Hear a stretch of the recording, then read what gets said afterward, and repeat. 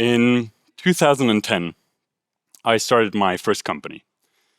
I was 15 at the time, and together with my brother and my father, we built Math42, an AI-powered math tutor that ended up helping over 7 million kids around the world.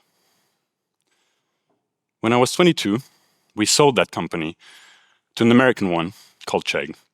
And on the one hand, I felt like I'd wanted life. But on the other hand, things around us were happening that had me scared. In 2016, we had Brexit.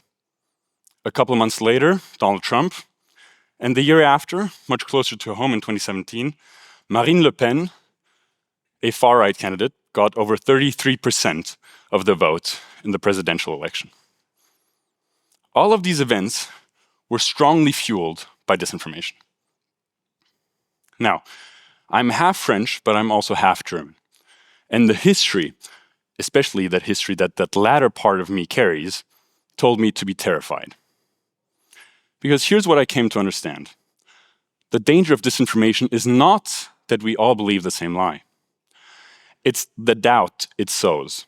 It's that once a disinformation has gone viral, you can debunk it all you want, the doubt remains. The conclusion I came to is that the only thing that would help is detecting it early enough so that we could do something against it. Now, here's the problem. If you look behind me, every single one of these dots represents content that's been posted online.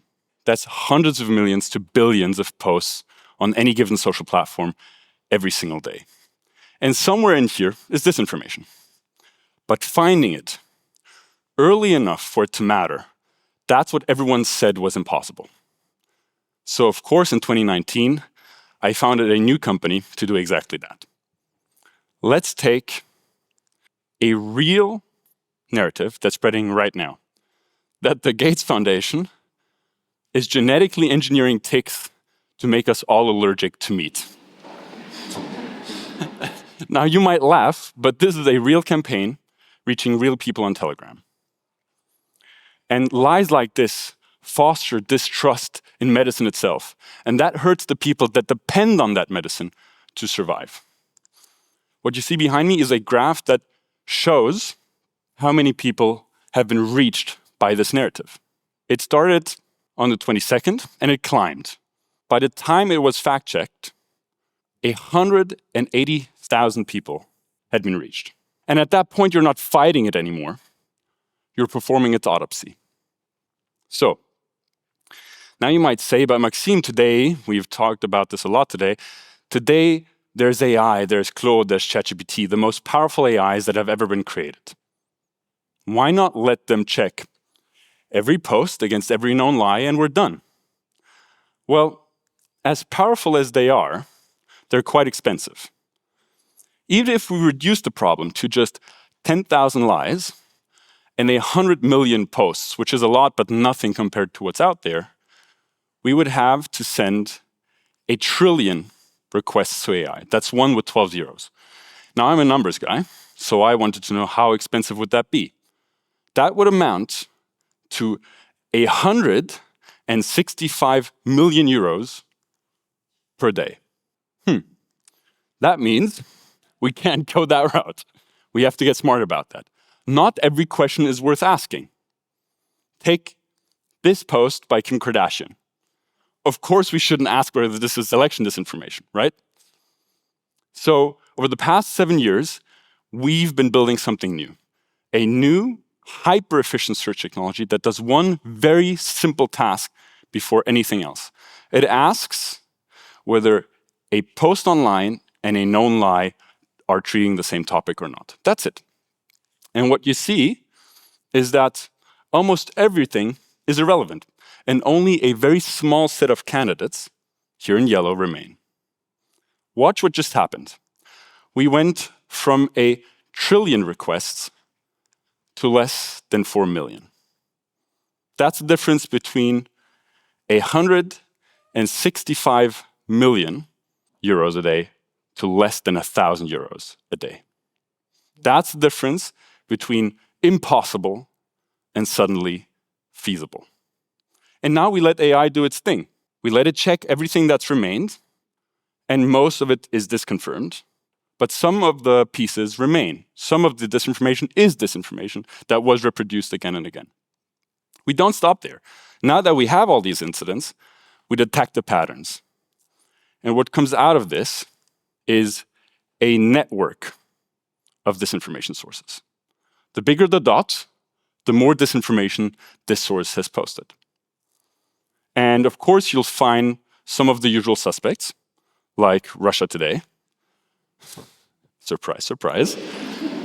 But some of the sources, some of the biggest sources, are sources you've never heard before, like the Gateway Pundit. And those are the ones we should actually be scared about. Let's take, again, the Gates Foundation story. Now we can trace it for the first time to its source, Geo Grandmasters on Telegram. And we can watch it travel through the network, from source to source. This is how disinformation actually travels.